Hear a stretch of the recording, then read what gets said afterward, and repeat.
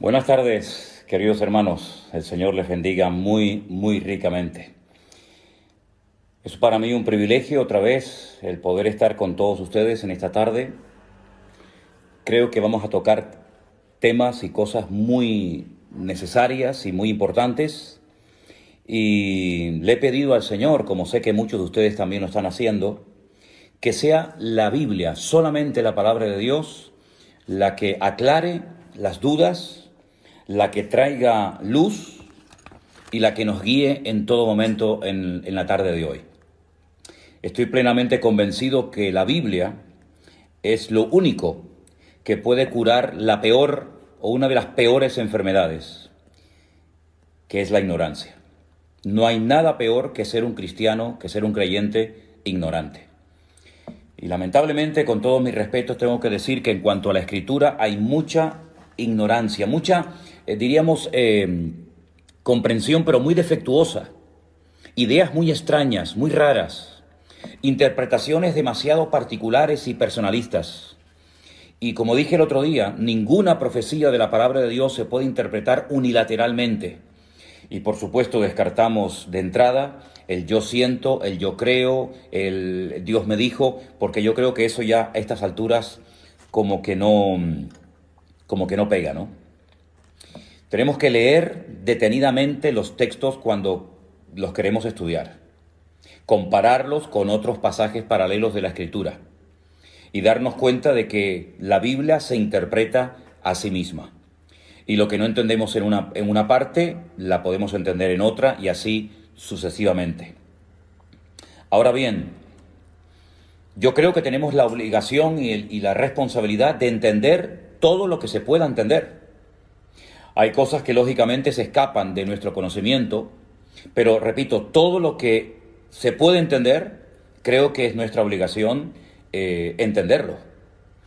Y también creo que es nuestro deber, y por eso oramos al Señor, para que Él nos ayude a descubrir lo oculto en lo que ha sido revelado. ¿Me explico? Hay muchas cosas en la Biblia que han sido reveladas, que parece que están ocultas, que no se perciben a priori, pero que con la sabiduría, con el conocimiento, con la práctica, con la experiencia y sobre todo con la gracia de Dios, podemos llegar a descubrir muchas cosas que han permanecido ocultas, que están aparentemente ahí como escondidas, pero que cuando comenzamos a meternos en la maravillosa palabra de Dios, comenzamos a descubrir cosas realmente extraordinarias. A través de nuestro hermano Freddy, pastor en Alicante, él me comentaba, me sugería que pudiéramos hablar en esta tarde un poco acerca de la unción. Y lo vamos a hacer. Pero hoy vamos a hacer como dos bloques. Vamos a hablar acerca del tema de la unción, qué es, dónde se puede conseguir, etcétera, etcétera, para qué sirve.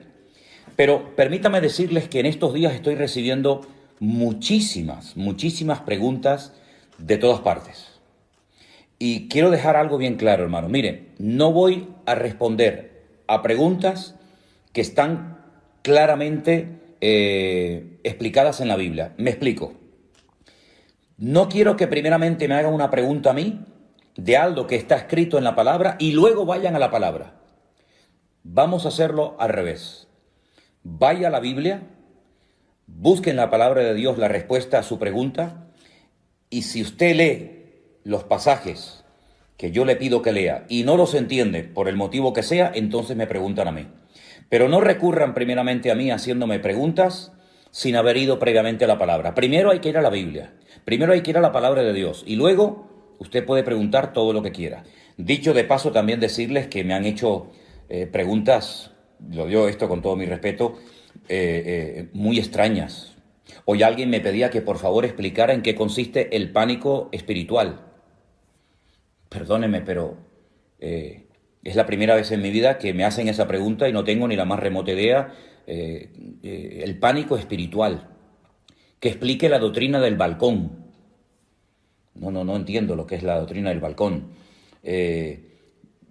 Está circulando un vídeo por la República Dominicana que varios pastores y varios apóstoles, volvemos otra vez al tema de los apóstoles, que tienen que buscar en las páginas de la Biblia, sobre todo en el libro del Génesis, un pelo, una pluma, una hoja o cualquier cosa, y con eso que usted encuentre metido entre las páginas de la Biblia, usted sabe que hay gente que dentro de las páginas de la Biblia tiene metido millones de cosas.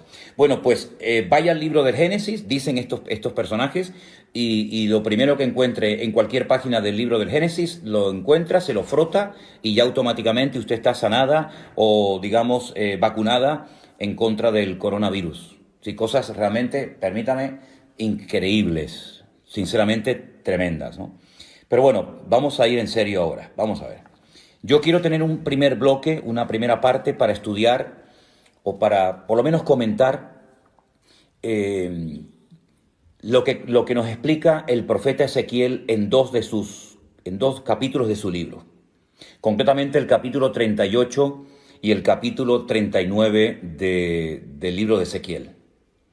Mucha gente me ha preguntado por estos personajes, por estas naciones que aquí se mencionan. Por ejemplo, en el capítulo 38 del libro de Ezequiel, en el versículo 5 y 6, se menciona a Persia, a Cus, a Fut, a Gomer, a Togarma, y algunos me preguntan, esas naciones que se mencionan aquí, esos países o esas ciudades, hoy en día, ¿a qué países corresponden? Bueno, vamos a empezar respondiendo a esta pregunta. Antiguamente, al actual país de Irán se le conocía como Persia. Usted sabe que los persas, junto con los medos, formaron un imperio que fueron el que derrotaron al imperio de los babilónicos, el rey Nabucodonosor. Los persas en la actualidad son los iraníes y los kurdos, que no tienen tierra, serían los medos, ¿vale? Así que ya tenemos explicada quién es Persia. Cus es Etiopía. Recuerden ustedes los cusitas. ¿Se acuerdan ustedes que había un problema porque Moisés estaba casado con una mujer cusita, con una mujer de color? Era de Etiopía. También se menciona a Fut. Fut en la Biblia es el país de Libia, ese país que está desarmado desde que murió Gaddafi. Es un país que está en constante guerra civil, pelean todos contra todos, pues Fut es Libia. Gomer, en el versículo 6, Gomer y todas sus tropas son exrepúblicas soviéticas. Y Togarma es la parte sur de Rusia. Ahora, cada vez, y si no al tiempo y lo veréis, cada vez se va a ir hablando más de Rusia, de China, de algunos países árabes y también, como no, de Europa. En las profecías de la Biblia, las que aparecen en el libro de Ezequiel, en el libro de Daniel y otros libros, yo por lo menos no veo por ninguna parte a Estados Unidos. Algunos dirán, pero bueno, Estados Unidos es una gran potencia económica, una gran potencia política, sí, es cierto, no lo discuto, pero no pinta nada en el panorama, en el programa profético de Dios. ¿Qué le va a ocurrir a los Estados Unidos en los últimos tiempos? Pues mire, yo no sé si esta pandemia que estamos viviendo hoy en día tendrá algo que ver. Lo que se dice es que en Estados Unidos pueden llegar a haber millones de muertos.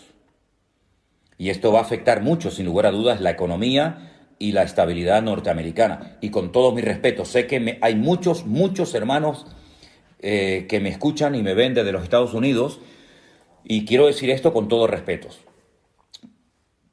Para muchas personas, Estados Unidos siempre ha sido como una especie de paraíso terrenal, ¿verdad? Los países más cercanos a Estados Unidos, países centroamericanos, países latinoamericanos, siempre o muchas veces el sueño de muchos era poder ir a los Estados Unidos y conseguir un buen trabajo y poder empezar una nueva vida. Y no hay nada malo en eso, ¿ok?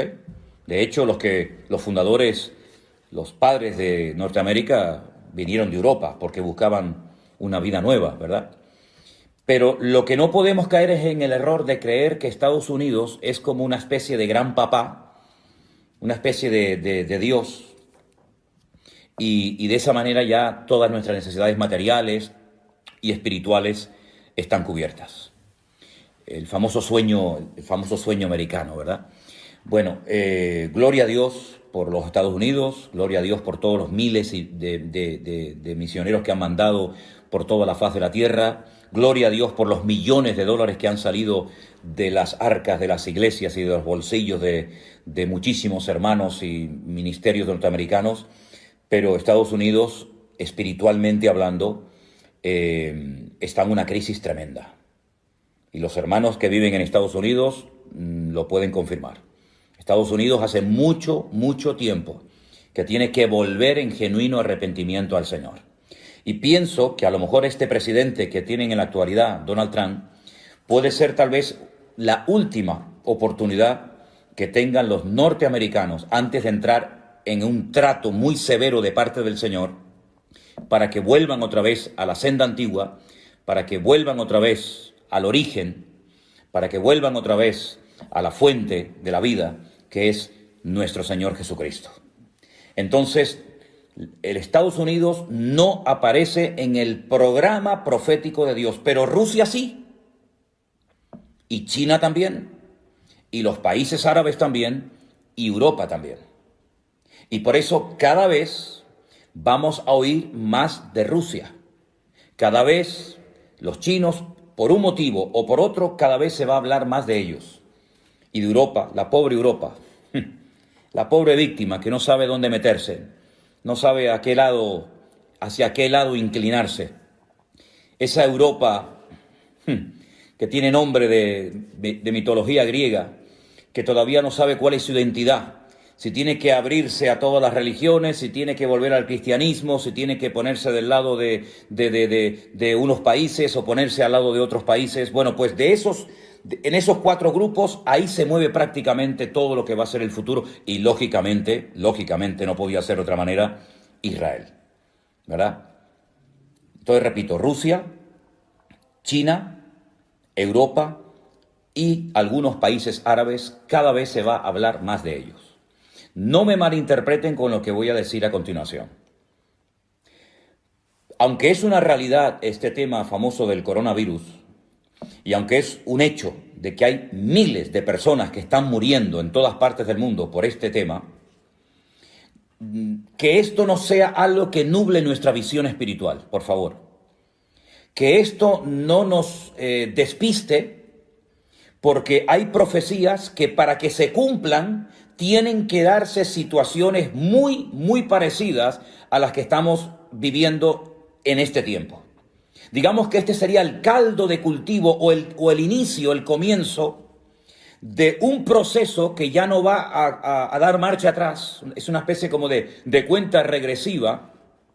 Y esta pandemia va a traer muertes, esta pandemia va a traer crisis económica, esta pandemia, este virus va a traer paro, va a traer un desequilibrio en las naciones, y este va a ser el caldo de cultivo para que muchas naciones, para que muchas superpotencias, Rusia, China, etcétera, pues intenten posicionarse y repartirse luego el pastel, porque esto va a terminar, evidentemente. Esto del coronavirus no va a ser para siempre, no va a ser algo eterno, pero este es el preludio, este es el prefacio, esta es la introducción a algo que viene de una forma terrible, y Rusia va a comenzar a posicionarse en la geopolítica mundial, y los chinos también, etcétera, etcétera. Es interesante notar que mientras ahora toda Europa o muchas partes del mundo están asustadas y están buscando mascarillas y respiradores por todas partes del mundo, ahora es China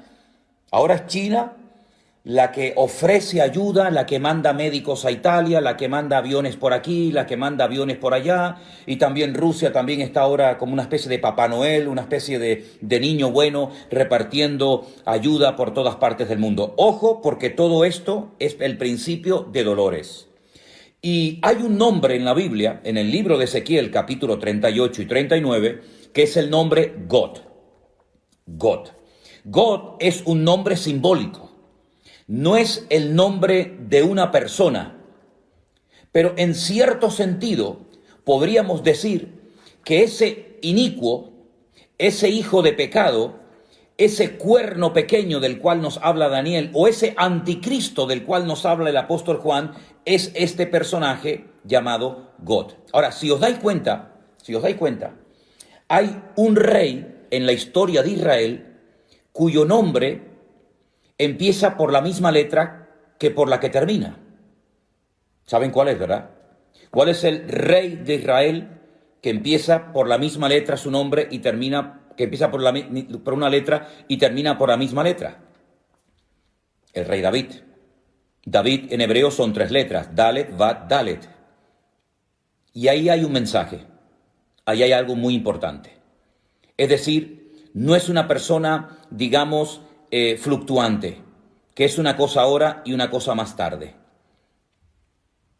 Fíjense qué nombre le da la Biblia a este perverso, a este inicuo, a este hombre de pecado, a este hijo de perdición, como lo denomina Pablo en una de sus cartas a la iglesia de Tesalónica. A este personaje se le conoce en el Antiguo Testamento como God. Y los judíos en Israel, en el judaísmo, se conoce a God como un hombre malo, al que nosotros denominaríamos o llamamos el anticristo. Y fíjense que su nombre empieza por la letra Gimel, la G en español, y termina por la misma letra, God, G-O-G. Es como una especie de imitación de todo lo que Dios, de todo lo que el Señor ha estado haciendo a lo largo de la historia. Es la última oportunidad que Satanás tendrá para poder alcanzar sus objetivos.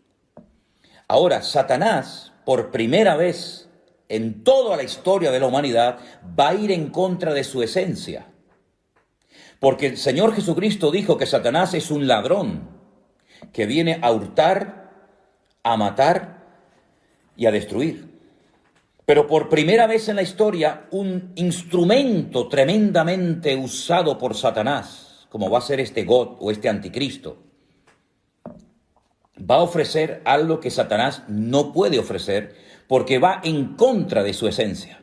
¿Y saben lo que es? Paz y seguridad.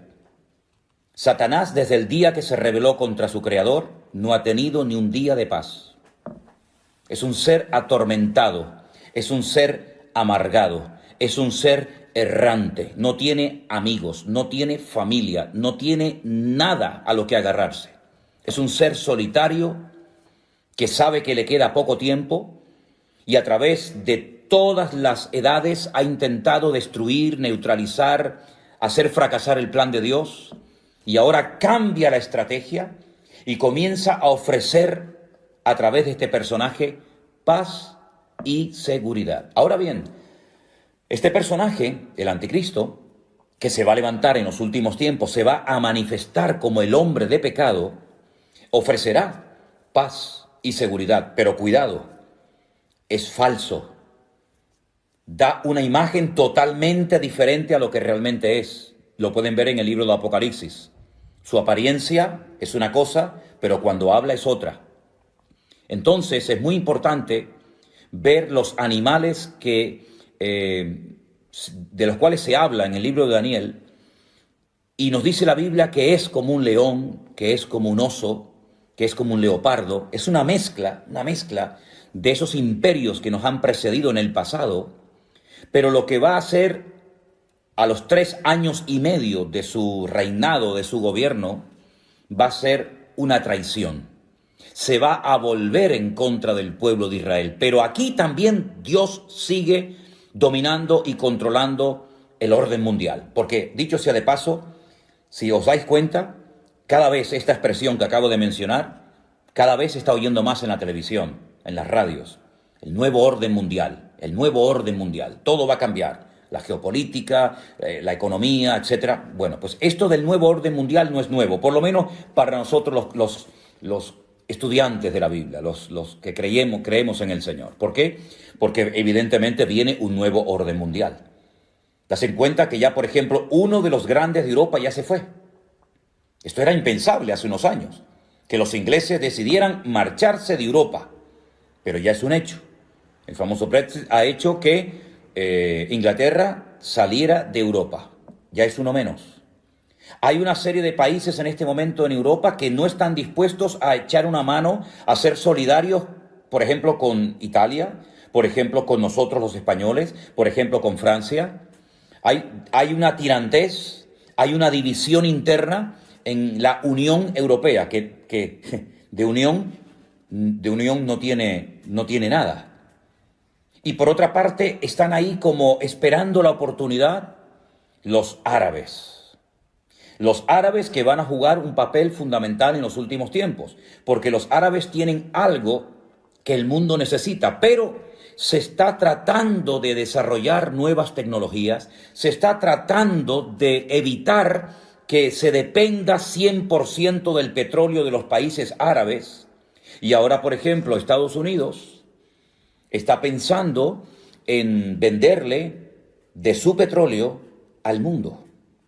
Y por otra parte tenemos a Rusia desde hace años con tecnología curiosamente alemana y norteamericana, parece mentira, tratando de hacer un oleoducto para suministrar gas a toda Europa y para que no dependamos del gas, por ejemplo, de Marruecos o de otros países. Es decir, que todo esto del coronavirus es un hecho, es una realidad, no cabe la menor duda.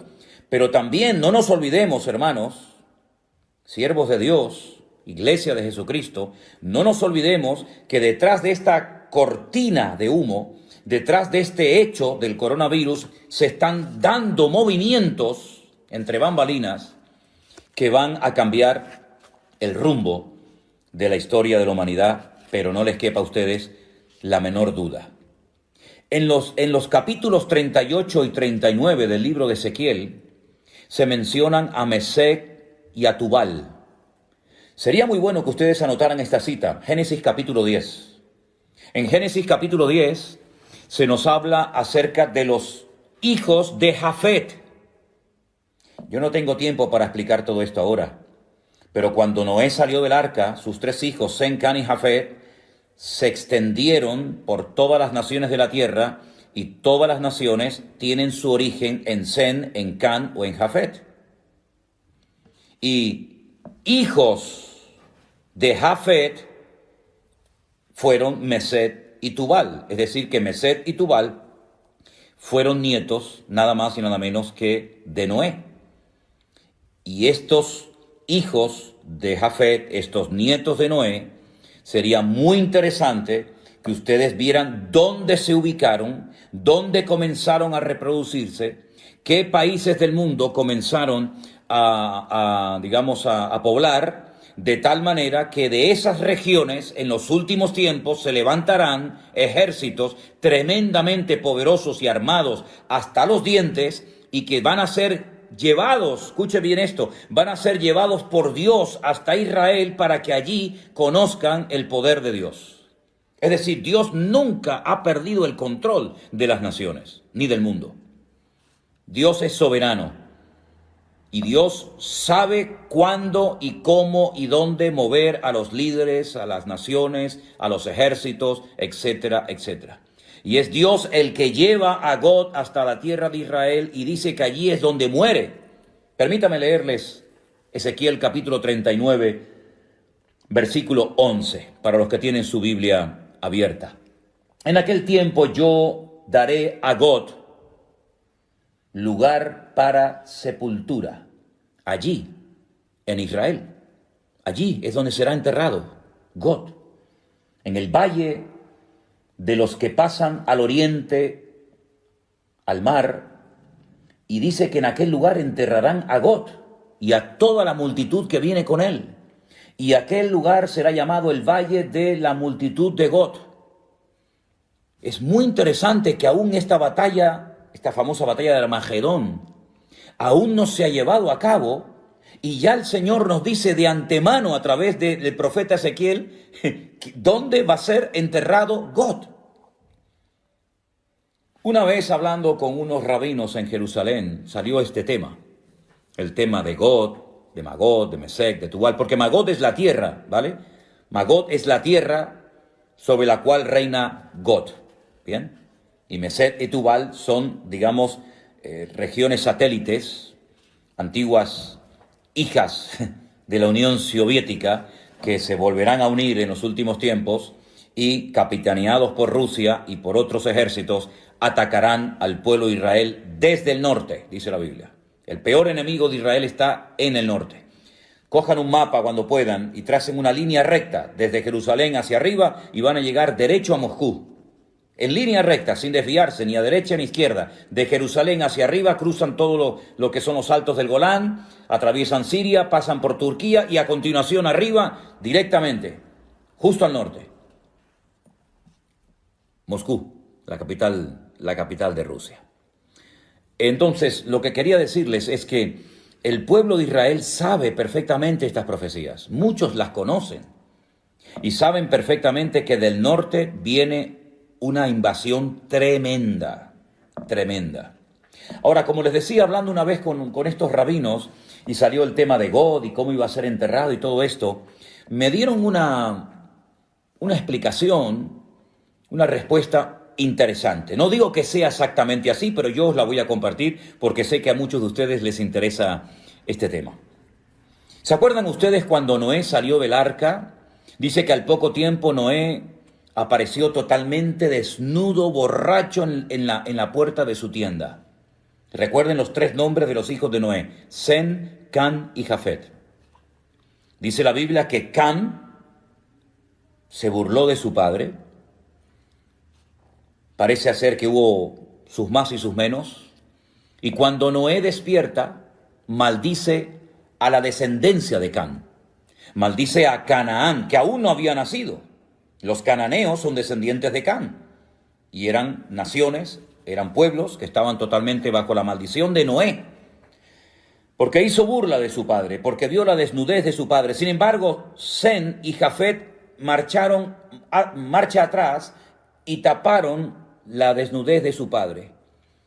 Y estos rabinos me decían que por un detalle de Dios a los descendientes de Jafet, y uno de ellos es God, el Señor le permite sepultura en la tierra de Israel.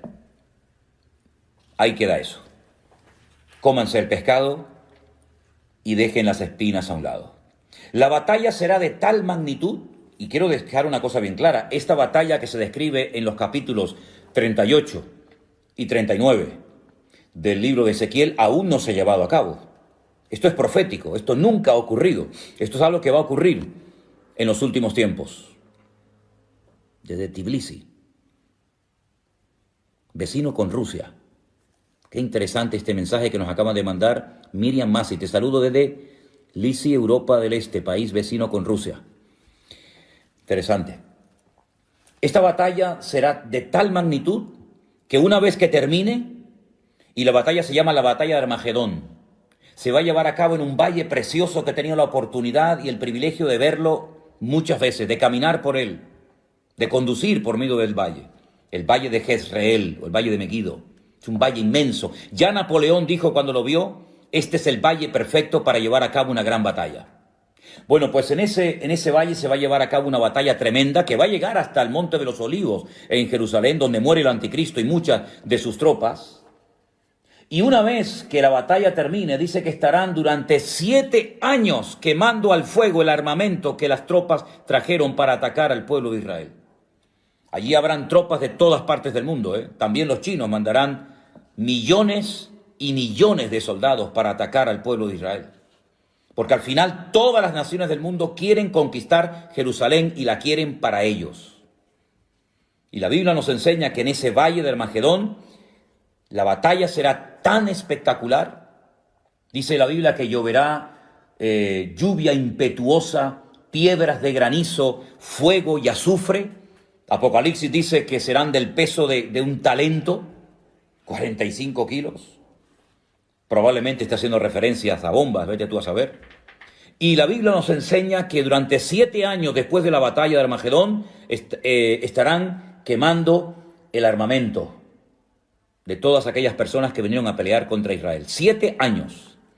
Pero en el versículo 12 dice, y la casa de Israel los estará enterrando por 7 meses para limpiar la tierra. Fíjense la cantidad de millones de personas que mueren, que estarán 7 meses enterrando muertos. ¿Se acuerdan ustedes esas imágenes terribles que están en blanco y negro, que nos recuerdan la liberación de los campos de concentración de Europa por las fuerzas aliadas? Cómo se veían unos bulldozers, cómo se veían unos tractores enormes arrastrando multitudes y multitudes de cadáveres para echarlos en fosas comunes. Miles y miles de judíos que fueron enterrados como si fueran animales, sin ningún respeto, sin ningún honor, que fueron enterrados multitudes. Pues durante 7 meses, y la Biblia no miente, la Biblia dice la verdad, durante 7 meses estarán enterrando los cadáveres de los soldados que fueron a pelear contra el pueblo de Israel. Porque en esa batalla todas las naciones de la tierra sabrán que el Dios Todopoderoso es el Dios de Abraham, el Dios de Isaac y el Dios de Jacob. Los enterrarán todo el pueblo de la tierra y será para ellos célebre ese día. Tomarán hombres a jornal, versículo 14, para que vayan por todo el país para enterrar a los que queden sobre la faz de la tierra, para limpiarla, y al fin de 7 meses se hará el reconocimiento. Pasarán los que irán por el país, y el que vea huesos de algún hombre pondrá junto a ellos una señal para que entierren los sepultureros en el valle de Amón-Gad. Esta sería una tercera guerra mundial terrible, brutal. Y les digo algo más. Estamos viendo cómo todas las naciones de la tierra están siendo afectadas, están siendo atacadas por un enemigo invisible, por un pequeño virus que mata. Pues miren lo que dice el capítulo 14 del profeta Isaías. Capítulo 14 del profeta Isaías. Dice, esta será la plaga. Qué curioso, ¿eh? Estamos en medio de una plaga. Pero es que hay otra plaga en el futuro, diferente a la que estamos viviendo ahora. Y esto es simplemente, como dije el otro día, un pequeño botón de muestra, un anticipo, un prefacio de lo que viene. Esta será la plaga con la que Dios herirá a todos los pueblos, habla en plural, que pelearon contra Jerusalén. Escuchen, la carne de ellos se corromperá estando ellos sobre sus pies, y se consumirán en las cuencas sus ojos, y la lengua se les deshará en su boca.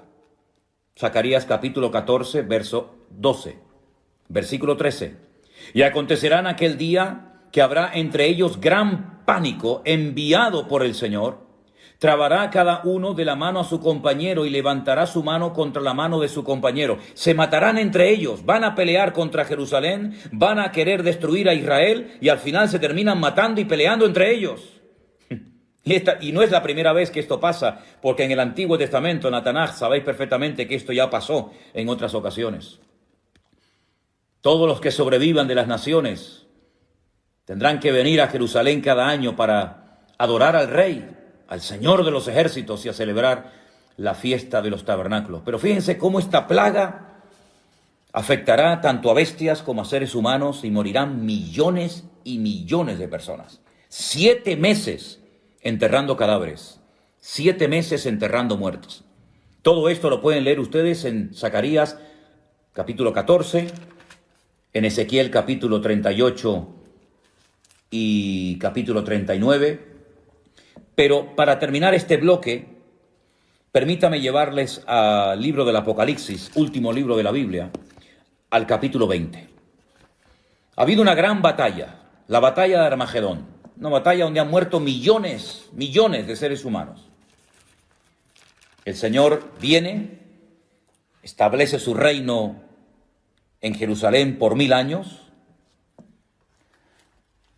y después de los 1000 años, Satanás, que ha estado durante todo este tiempo atado, privado de libertad, sin poder hacer absolutamente nada, pues dice en el capítulo 20, que habla acerca del tema del milenio, en el versículo 7, cuando los 1000 años se cumplan, Satanás será suelto de su prisión y saldrá a engañar a las naciones que están en los 4 ángulos de la tierra. Y otra vez menciona a Gog, a Magog, a fin de reunirlos para la batalla, el número de los cuales es como la arena del mar. Es decir, no han aprendido la lección. El hombre no termina de aprender del pasado, vuelve siempre a cometer los mismos errores. Han visto una batalla tremenda donde han muerto millones y millones de seres humanos, donde han estado 7 años quemando al fuego el armamento, donde han estado meses enterrando cadáveres, donde la sangre dice que ha llegado hasta la altura de los frenos de los caballos, por poner un ejemplo. Terrible. Ríos de sangre. Es como un lagar donde Dios derrama su ira contra las naciones que vienen a atacar a Israel. Comienza el milenio, está el Señor Jesucristo, subimos a Jerusalén a adorarle, estamos allí con Él, vemos su gloria, vemos su imperio, vemos su dominio y su autoridad, sueltan al diablo y vuelven otra vez a juntarse las naciones para atacar otra vez al campamento de Dios. El hombre no termina de aprender. Aprenderán las naciones, aprenderán estos políticos que tenemos, las lecciones que nos está dando la historia, el mensaje que le está transmitiendo Dios a la humanidad a través de esta pandemia.